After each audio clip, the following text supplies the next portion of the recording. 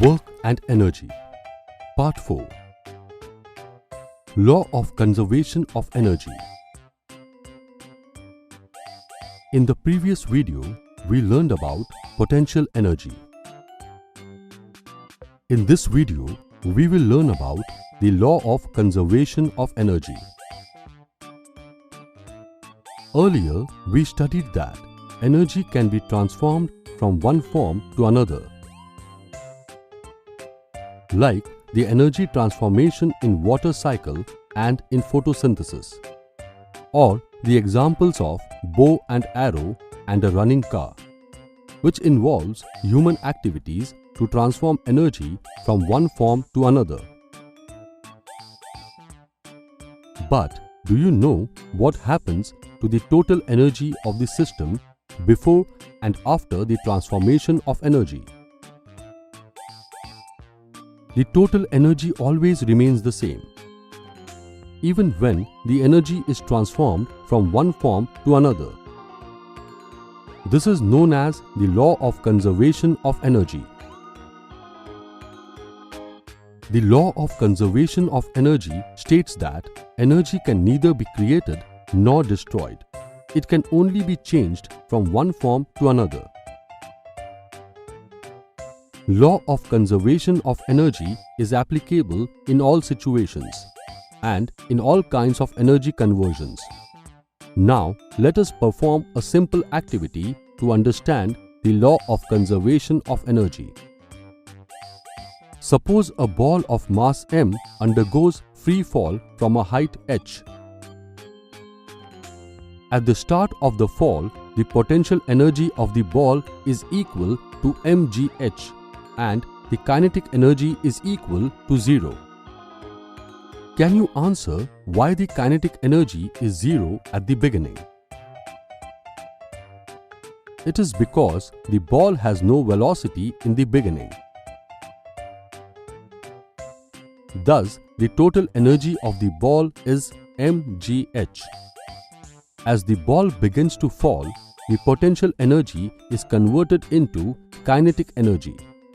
If the velocity of the ball at a given instance is v, then its kinetic energy is 1/2 mv square. When the ball continues to fall, the potential energy keeps on decreasing and the kinetic energy keeps on increasing. The summation of potential energy and kinetic energy of an object always remains constant at all points. Potential energy plus kinetic energy is equal to constant. mgh plus 1/2 mv square is equal to constant. The potential energy and kinetic energy of an object together forms the mechanical energy of the object. While the free falling of the ball, the amount of decrease in potential energy is the amount of increase in kinetic energy. Thus, there is a continuous transformation of gravitational potential energy to kinetic energy.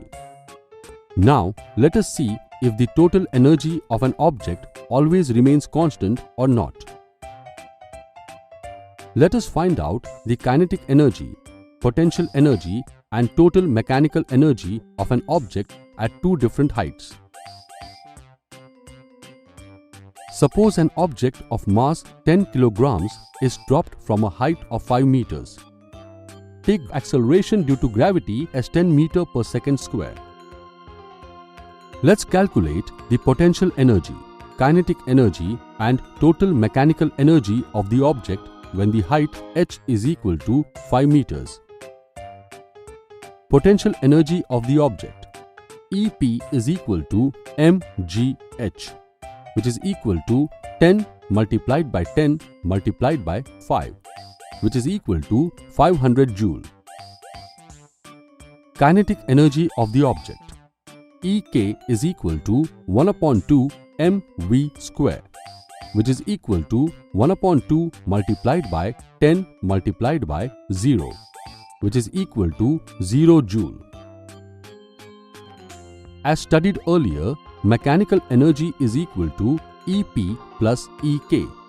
which is equal to 500 plus 0, which is equal to 500 joule.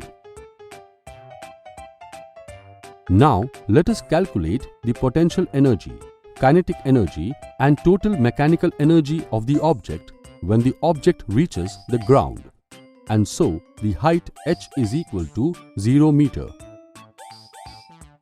Potential energy of the object EP is equal to mgh, which is equal to 10 multiplied by 10 multiplied by 0, which is equal to 0 joule. Kinetic energy of the object EK is equal to 1/2 mv square. We know v square minus u square is equal to 2as. Here u is equal to 0. Therefore, v square is equal to 2as, which is equal to 2 multiplied by 10 multiplied by 5, which is equal to 100 meter square per second square. Substituting the value of v in Ek is equal to 1/2 mv square. We get Ek is equal to 1/2 multiplied by 10 multiplied by 100, which is equal to 500 joule.